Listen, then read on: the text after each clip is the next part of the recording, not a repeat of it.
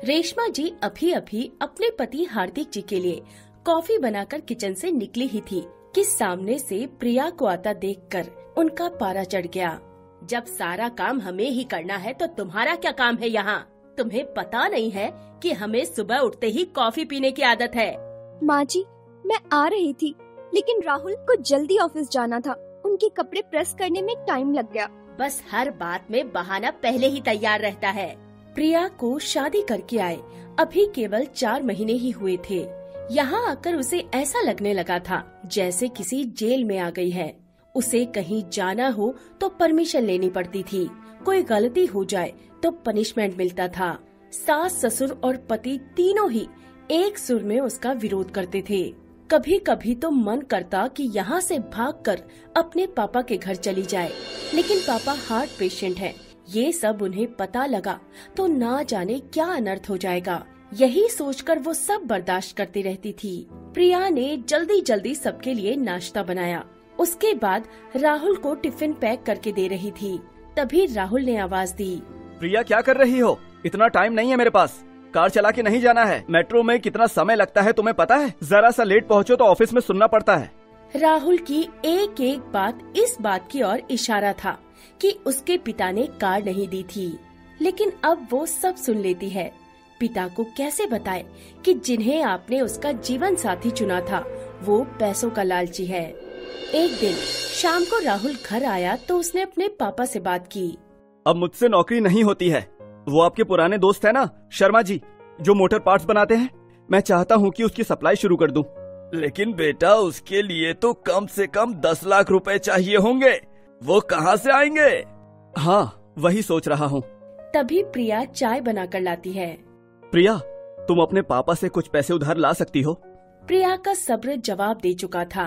रोज रोज के तानों से दुखी होकर उसने जवाब दिया, राहुल, मेरे पिता के भरोसे मत रहना। उन्होंने मेरी शादी करके अपना फर्ज पूरा कर दिया। अगर आपको नौकरी करने में दिक्कत है तो मुझे जॉब करने दो, दोनों मिलकर कमाएंगे। ये सुनकर राहुल का पारा चढ़ गया। क्या बकवास कर रही हो तुम? तुम्हारी जबान ज्यादा चलने लगी है। राहुल, मैं बहुत बर्दाश्त कर चुकी हूँ, इसलिए मैंने जॉब करने का फैसला किया है। नहीं, हमारे घर में ये सब नहीं होता है। अगर तुम्हें जॉब करनी है तो तुम अपने घर चली जाओ। मुझे पता था आप यही कहेंगे। मैंने वकील से बात कर ली है, मैं जल्द ही तलाक ले लूंगी। ये सुनकर राहुल और उसके पिता के हाथ पांव फूल गए। तभी रेशमा जी वहाँ आ गई। देख लिया बहू को सिर पर चढ़ाने का नतीजा। निकाल दे इसको घर से बाहर। ठीक है, मैं पुलिस को फोन कर देती हूँ। आप मेरा सारा सामान और दहेज वापस कर दीजिए। साथ ही हर महीने अपने पति की कमाई का आधा हिस्सा मैं कोर्ट से ले लूंगी। इस मकान में भी मेरा हिस्सा है। आधा मकान मेरे नाम कर दीजिए। सुनो, ये क्या कह रही है? अरे बेटी, ऐसी बात क्यों कर रही है? आज के बाद हम तुझसे कभी कुछ नहीं कहेंगे। तू अपने कमरे में जा। नहीं पापा जी, बहुत बर्दाश्त कर चुकी हूँ। अब मुझसे ये दिन भर के ताने बर्दाश्त नहीं होते। आप लोग इतने लालची होंगे ये मैंने कभी सपने में भी नहीं सोचा था। इसके बाप को फोन करके बुलाइए। इसके मुंह लगने से अच्छा है उनसे डायरेक्ट बात करते हैं। माँ जी, मेरे पिता हार्ट पेशेंट हैं। अगर इस बात को सुनकर उन्हें कुछ हो गया तो इसके जिम्मेदार आप लोग होंगे। ये तुम्हें हो क्या गया है? आज से पहले तो तुमने कभी ऐसी बात नहीं की। मैं आज तक आपके और मम्मी पापा जी के हर ताने को बर्दाश्त करती रही। 20 लाख रुपए मेरे पापा ने शादी में खर्च किए, फिर भी आपको कार चाहिए? बिजनेस करने के लिए पैसा चाहिए? प्रिया ने उसी समय अपना सामान पैक किया और घर छोड़ दिया। जाने से पहले उसने अपने सास, ससुर और पति तीनों को कहा, अगर मेरे पापा को आपने कुछ बताया तो मैं आपको अरेस्ट करा दूंगी। तलाक का नोटिस आपको मिल जाएगा। चुपचाप साइन कर देना। प्रिया वहाँ से निकलकर अपनी एक सहेली के फ्लैट में पहुँच गई। एक दिन पहले उसी ने उसे हक के साथ अपना आत्मसम्मान बचाने के लिए समझाया था। कोमल, मैं तो आ गई हूँ, लेकिन अब आगे क्या होगा? तू चिंता मत कर, मैंने बात कर ली है। मेरे ऑफिस में जगह खाली है। कल से तू जॉब करेगी और मेरे साथ रहेगी।